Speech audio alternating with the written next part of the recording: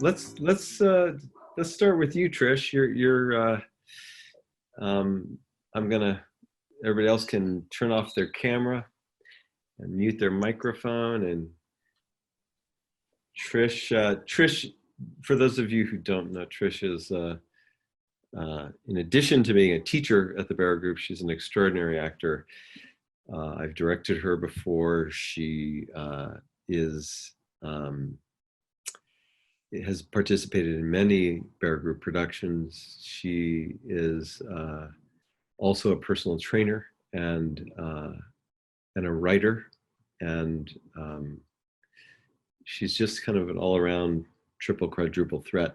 She also has a beautiful singing voice, even though she's shy about it.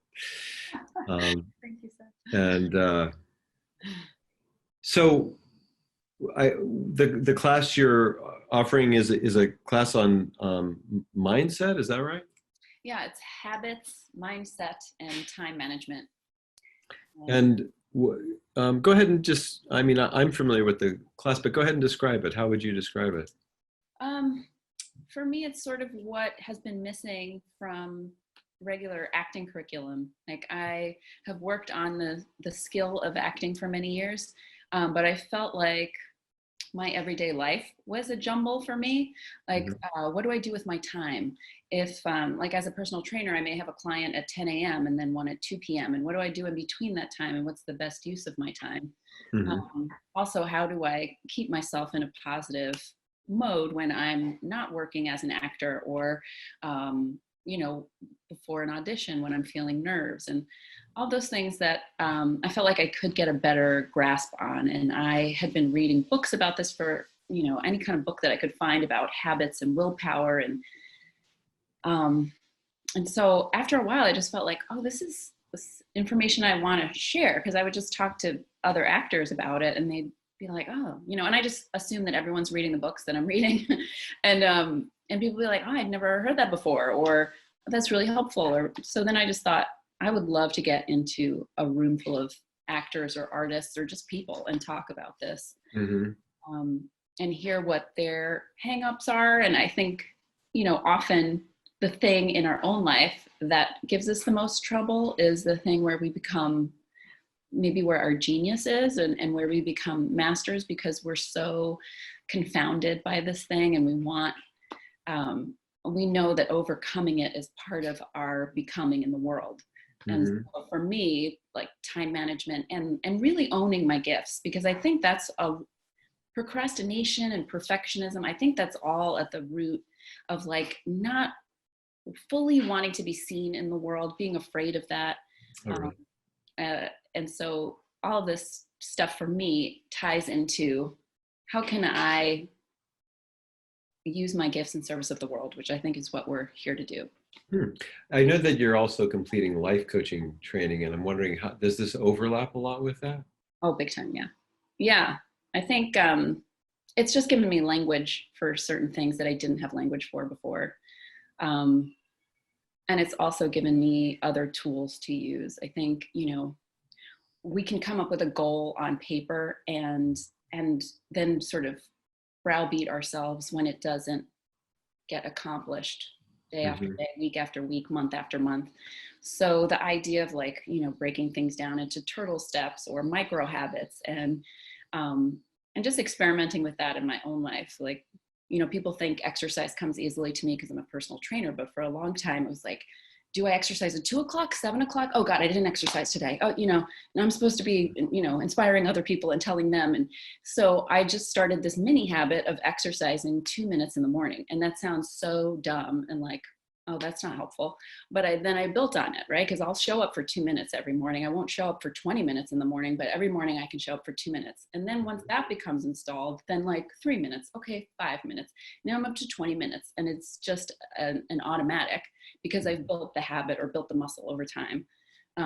So I'm fascinated by that kind of stuff. These things that seem like a Rubik's Cube, like, I will never figure this out. I will never be good at time management. I will never develop a habit of meditation or writing or whatever, the habit is that people think there's just, I've tried everything and there's no way.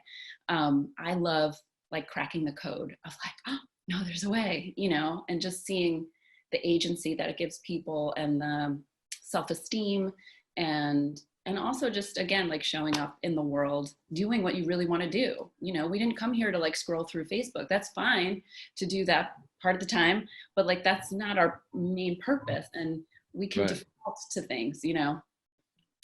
Yeah, so I just like getting deliberate about that stuff.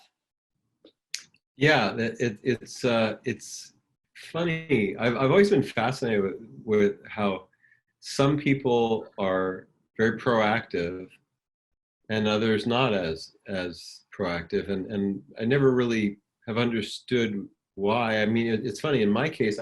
I guess,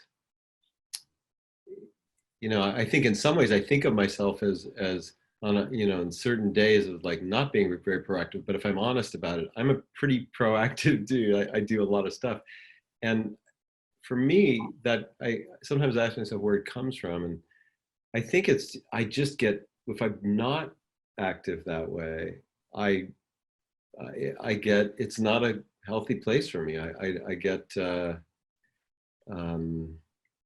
well, for one thing, I get profoundly bored. I mean, I can get so bored, and I think I have a really low tolerance for boredom.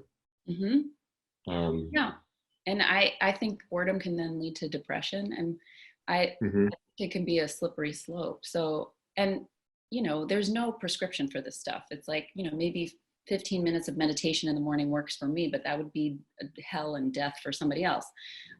So it's not that there's like, oh, everybody needs to live their life this one way, but it's like getting really curious about what does feed you. Where does your curiosity lie? Where does your enthusiasm lie? What lifts your mood? You know, just asking yourself these questions and becoming sort of an explorer of your own life. That's, to me, is really exciting.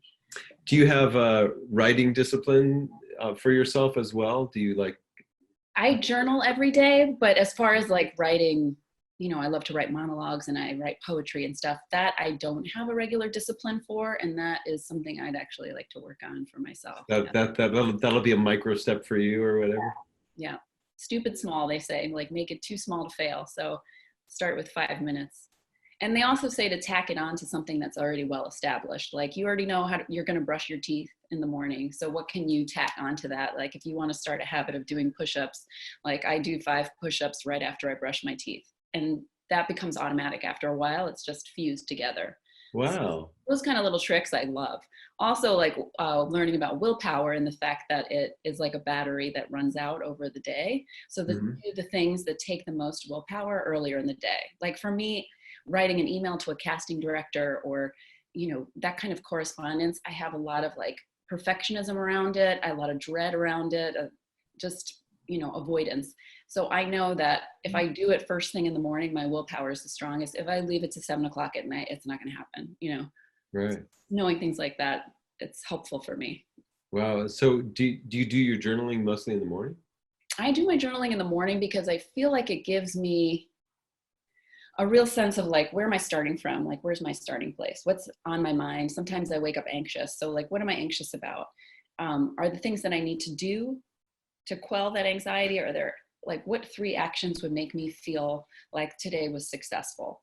Or yeah, it also like any sort of things that I've been like suppressing, I feel like it comes up more in the morning. I'm more honest about it in the morning. So I love just getting that out on the page first and then sort of planning my day from there. Do you time your journaling, or do you just kind of write until you feel like you're sated, or what? I have to time it or else I will never stop journaling. Like it's one of those lose time activities for me where I look up and it's like an hour later. I'm like, oh God. So I time it like 15, 20 minutes. Yeah. Wow. So the idea is that you would tack on the way this micro planning would work is you would tack on to that a short period of time. Like I'll add 5 minutes of creative writing or you know, Exactly. I don't know, playwriting or poetry or whatever. Yes, you could be my life coach right now. That would be a very good way to do it. Oh wow, that's fascinating. Well, that's cool. Are you? I've found that the online community is for certain kinds of classes are great, and this seems like the kind of class that would actually work really well for online stuff. Yeah, I'm excited. I'm teaching it for the first time online next week. So we'll see. how that goes. But I feel like Yeah. I mean, there's an electricity that happens in person in a room that I don't know that you can duplicate online, but I find that just talking about these things, you just see the light bulbs go off, and you see people like, I ask people like, what's your kryptonite? What's the one thing that's like taking, like leeching your energy from you or your life force that maybe you're not even looking at, right? I play video games, or, you know, everybody has something that's a little bit different. Like I scroll through Instagram, or this thing that like, you kind of know this is taking up more time than I would like. So how can I just get more deliberate with my life and more aware of those things? And it doesn't mean that you never have to do it, but maybe I set a timer and then I look at Instagram so I don't fall down a rabbit hole, or just those kind of things. So I like How long is the course? The way we've been doing it so far is a 3-hour one-shot course. My idea for it, really long-term, is to have it be sort of like a 4-week course, because I would love for people to say the first week, this is my keystone habit that I would like to establish in my life. I would like to, you know, learn one song a day or something, or just, you know, sing for 10 minutes in the morning. And then we could kind of check up every week and say, how's that going? How can I support you? You know? Right. That's interesting. Well, that's cool. That's incredibly great. I think we should invite Shannon in onto this conversation. Yes. Shannon, can you turn on your camera? Shannon is. Let's see. Let's make sure that we can hear you. Are you there? I think I need. Can you hear me? I can. Yeah. Oh, okay. It said I needed to be unmuted. Hi. Oh, Trish, that was so awesome. Thank you for sharing all that. I can't wait until I can take your class. Thank you, Shannon. So great. Oh, I need to talk here. Okay. Should I go off camera, Seth? Oh yeah, sure, yeah, and then I'll have you come back in a little bit. Okay. So Shannon is a actor and director and teacher, and my gosh, she's been doing stuff with the Barrow Group for about so it's almost 20 years now, right? Yeah. Amazing. And she's extraordinary. I've directed her a bunch of times, and she's directed many of our main stage productions, and you're offering classes now in professional scene study 1, I think. Is that right? Yeah, I just started the Scene Study 1 class. And then you're also, there's a couple other offerings that you have. I have a directing class coming up in a couple weeks. It may be full, it may not. I think it's close if it's not. And then I have an in-depth analysis class coming up. Oh yeah, those are fun classes. These are classes where we pick one play and then go through it, you know, the most detailed script analysis of it, and that's great. So fun. My last class was all women, actually, and it was all women. I had picked the humans to do, but we changed gears because I wanted to have longer scenes between two women. So we did Lee Blessing's Independence, and it was so fun to be in that room with all those creative women. It was really great. That's great. I thought it might be fun to talk a little bit about the Barrow Group approach. I mean, you know, there's only so much to say about the classes other than, you know, people checking them out and if they're interested and all of that stuff. But let's talk about the approach. Like, what do you equate the Barrow Group approach with? I mean, there's obviously no fixed methodology. We very intentionally don't do that, but there is definitely a common thread with all the things we're doing. And just wondering what your perspective on that is. What do Can I tell a story? Yeah. So I tell this story the first day of every class because it's kind of what brought me to the Barrow Group, and it's the thing that keeps me there. So have you heard the story about how I found the Barrow Group? Is it about, maybe, is it the one that I've heard you tell a story about? Stop Kiss. Stop Kiss. Yeah. It's just, so I had just moved I'll tell it in a kind of a abbreviated way, but I had just moved to New York. And I had finished college, and I had a professor who had suggested for me to look at the play Stop Kiss. So I had just finished reading it, and I saw that there was a theater company producing it, which happened to be the Barrow Group. And I mean, this 2001. So I went to check it out, and there was a guy at the front who happened to be Andreas, who said, we offer classes if you're interested. And I kind of politely declined. I always say in class because I was ready to conquer the world and I didn't need any more classes. But anyway, so I sat down and the play started. And I thought it was engaging. There was a woman jumping up and down on a couch and singing into a hairbrush, and that was really fun. And then they started talking, and I thought it seemed really natural and realistic, but it didn't seem like the lines of the play as I remembered them. I thought that they were improvising. So I had my script with me. So I reached into my bag and I pulled out my script, and line for line, they were saying everything that was written in the script. It was so spontaneous and so real. This is the point where I cry every time I tell the story.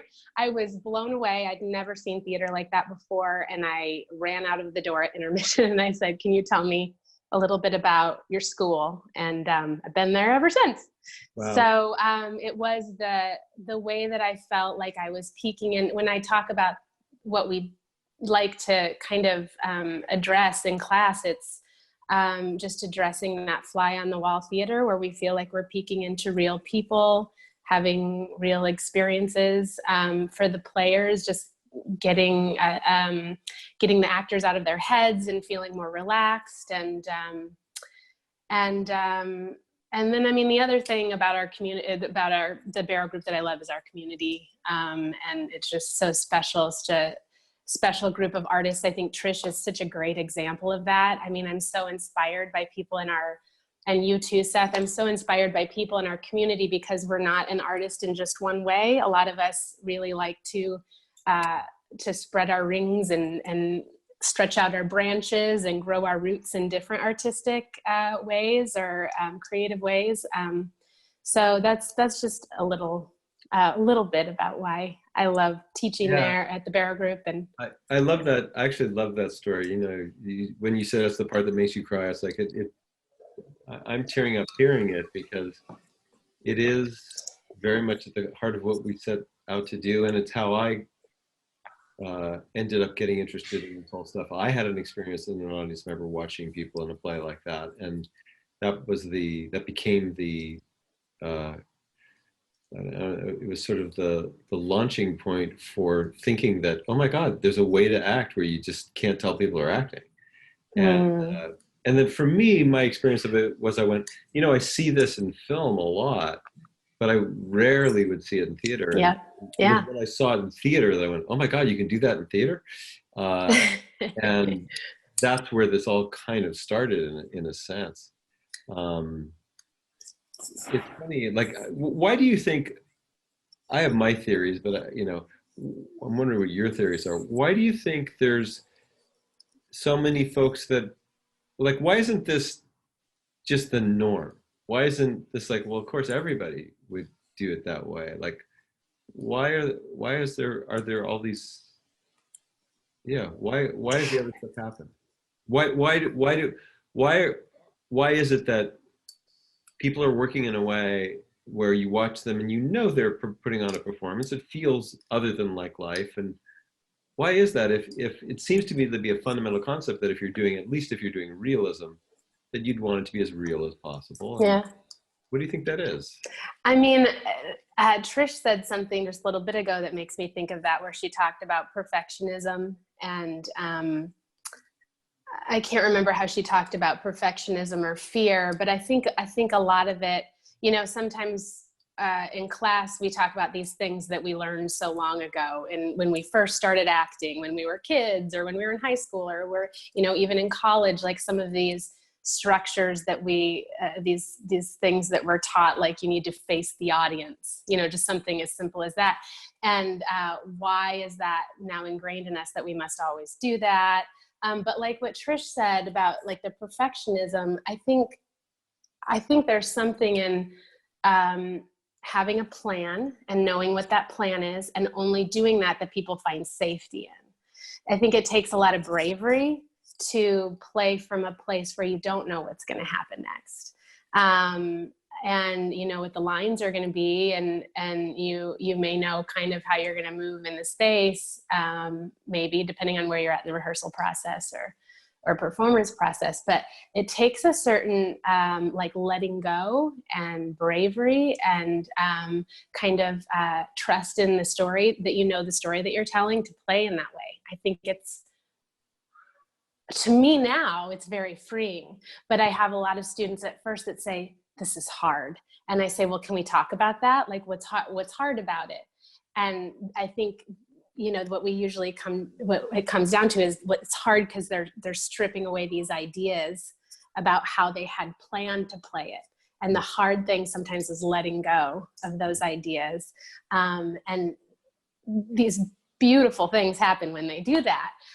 But I think that, I'm just rambling now. I mean, it feels to me like, to a large extent, the techniques that we've been exploring since the Barrow Group began in 1986, and the techniques that we've been exploring as a company since then, are designed mostly to do, not entirely, but mostly to do, you know, just that, to help people strip away these things. Because the funny thing is, you know, I don't know if you encounter this, I always, when I encounter people talking about how hard it is, it's usually pretty easy to point to them as like that it isn't. And the reason is because you do one little thing with them and they let it go. And yes. then, yeah, that's not hard. Hard would be, yes. You know, training for a marathon might be hard. You know, most humans are not going to go out and just run the 26 miles or whatever. But there's a human. But there's, so it's a weird thing where it's actually it's really easy.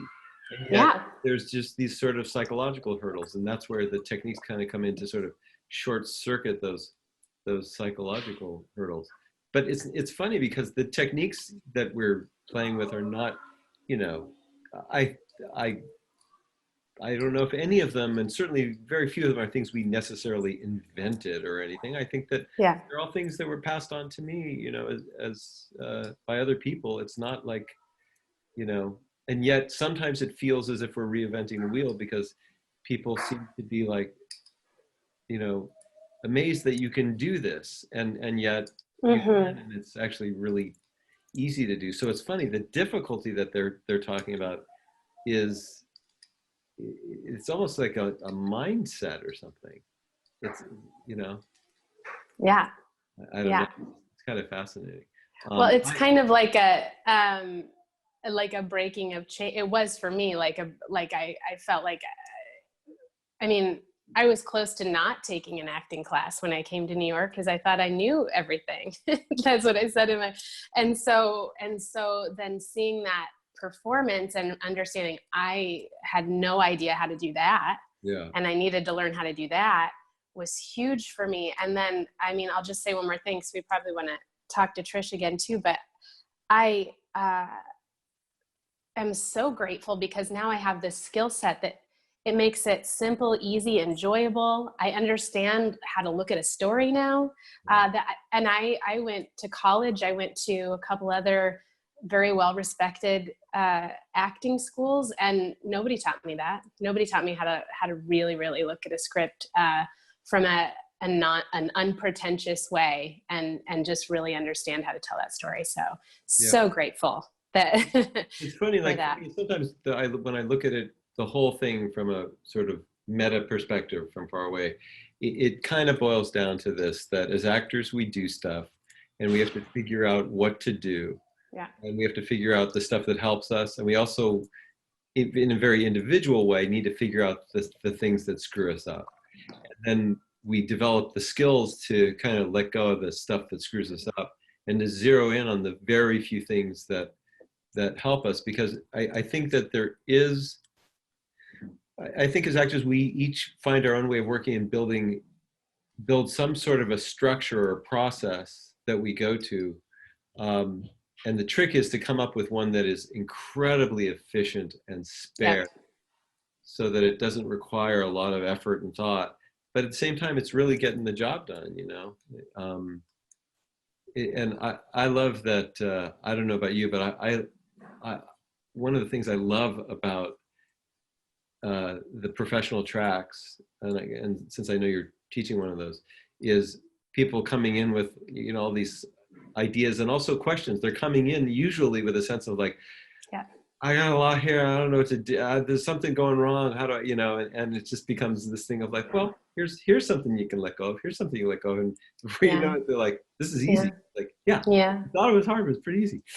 And that's awesome. Anyway, so Trish, come on back, and we can just chat a little bit. If anybody who's watching wants to or has a question, please feel free to just, you know, turn on your camera and ask, and you have a question either for Shannon or for Trish or me. And while we're waiting for any of that to happen, we'll continue to shoot the stuff. By the way, Shannon, you're in Iowa, is that right? I'm in Iowa, yes. And what part of Iowa are you in? We are in eastern Iowa, right on the Mississippi River in Dubuque. Yeah. Okay. Man, I've never. Iowa is one of the very few places I don't think I've been. It's funny, I've done so much touring with certain things that I've actually lost track of which states I've gone to, but I'm pretty sure I've never been. People are very kind here. People are kind, and yeah, we have a lot of space. We have two kids. So now I am also teaching my husband, who's on this call, Mike. We are teaching 6th grade and kindergarten right now, as well as our acting classes. And you're talking about because your kids are homeschooled because of the virus? Yes, because our kids are doing remote learning, and but they have some more space to run around here than in our small 2-bedroom apartment in Astoria. So is that as challenging as it sounds? It sounds like that would be really hard. I feel for the parents who are working still full days and trying to do this. Mike and I have a flexible working schedule. We're not working that often. And we have started to find a groove, and my groove is peace.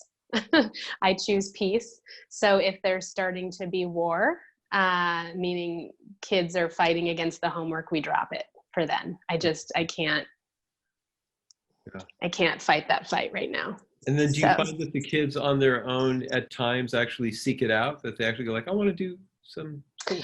Well, my 6th grader said, I never thought I would say it, but I miss my school. So she's really, she's missing her friends. She's missing school. She has a very good system. She wakes up, she signs in, she does a couple things a day that we've kind of decided, and she's done. So most of the time, unless it's hard math, we're good with her. Yeah. My kindergartner did remote learning like a champ the first week, and has ever since then been protesting. We have to use some incentives for that one a little bit. I certainly trust and hope it'll come in waves. Yeah. Thank you. It's funny that made me think of, Trish, all the stuff you were talking about, because in a way it's like, you know, all these kids who are now at home in a you know, having been in a place where the structure is provided for them through the day, and now it falls to parents to kind of organize with a family unit that structure. And it sounds like adults are going through the same thing, truthfully. You know, what'd you say? Adults are going through the same thing. You know, if a lot of people are out of work and all of a sudden just have these large swaths of time with nowhere to go. Yeah, it's like it's knowing how to structure your time. It's also knowing like when to allow yourself not to structure your time. Yes. You know, part of what we learned in life coaching, which I found really helpful, is that there are 4 stages or phases. And in our culture, we don't really allow for that, but there's, you know, like is that Lee? No, it's the wind. Hi, Lee. Two beautifuls. Hi, just having fun. Make sure that Seth's asking you lots of questions. Good. Okay, excellent. Have fun. Excellent. Homespun enough. It's so fun. But yeah, like square one we equate with like death and decomposition, and as a world right now we're going through like a global square one of you know, the life as we know it is changed, and so you know we're Death is in releasing old patterns and releasing old habit, that kind of death. Yeah, it can be a breakup of a relationship. It can be a job loss. That anything that constitutes how you've identified yourself as a human being falling away, right? And as humans, we're really attached to our titles: father, brother, sister, mother. So when one of these is stripped away, we go into an identity crisis. Who am I? What's my worth? Where do I belong? So we're in a sort of global identity crisis right now. And, you know, and people deal with that at different rates and in different ways. So some people need to, and this was me, I needed to completely cocoon myself in the first 2 weeks. I was not interested in moving classes online. I was not interested in like training my personal training clients. To me, it's like, oh no, like there's a bigger message here and I want to like listen for it. I really felt like there was just this sort of universal message of like, pause. Like the way you've been doing things is unsustainable. Go inside, ask yourself some questions. And, you know, and that was what was right for me. Stage 2 is dreaming and scheming. And so that's where you're not in action yet, but you're kind of deciding, like you're letting your mind go. You're imagining what could be next, right? Maybe I want to open a bakery. After this is done, I want to work from home. Maybe I want to move out of New York City. Maybe, you know, all these things.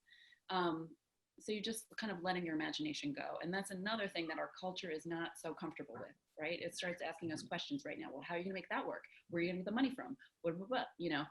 So like giving yourself space to actually dream and scheme is really big. Journal and all those things.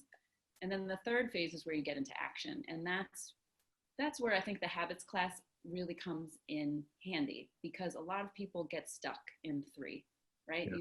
Dreaming and scheming is fun. You can, you know, it's going to be amazing where I'm going to go on this, you know, I'm going to run the marathon. I'm going to go on this cross country trip. I'm going to move to Switzerland, whatever it is. And then when you get into the planning phase, it's like, oh my God, it's so hard. There's paperwork, there's money, there's forget it. You know, I'm just going to watch Netflix. And so, you know, figuring out how to take like really tiny steps is a really big part of phase 3. And just remembering your why. Why did I want to do this in the beginning? Why? Because if you get stuck on the how, you'll just give up, you know? Yeah. And then the 4th is the promised land. So that's where you actually get to enjoy the fruits of your labors. And the tricky thing is that you can be in different phases in different parts of your life. Like right now in my relationship with my boyfriend, I feel kind of like we're in the promised land. Like we're in a really nice spot. In my job life and my creative life, I'm kind of in square one. So it's like navigating the different squares and allowing yourself whatever you need in each one of those. Yeah, just like a lot of self-compassion, because again, like we don't have a lot of language for this stuff in our culture. Yeah. So we can feel like weirdos, or you know, or we. It's kind of cool to hear you talk about you feeling like you're in square one when objectively you're quite accomplished. You're just one of the more extraordinary actors out there for sure. You're who's had a lot of artistic success, who's, you know, you appropriately been singled out, and your writing is noteworthy. It's not just you know,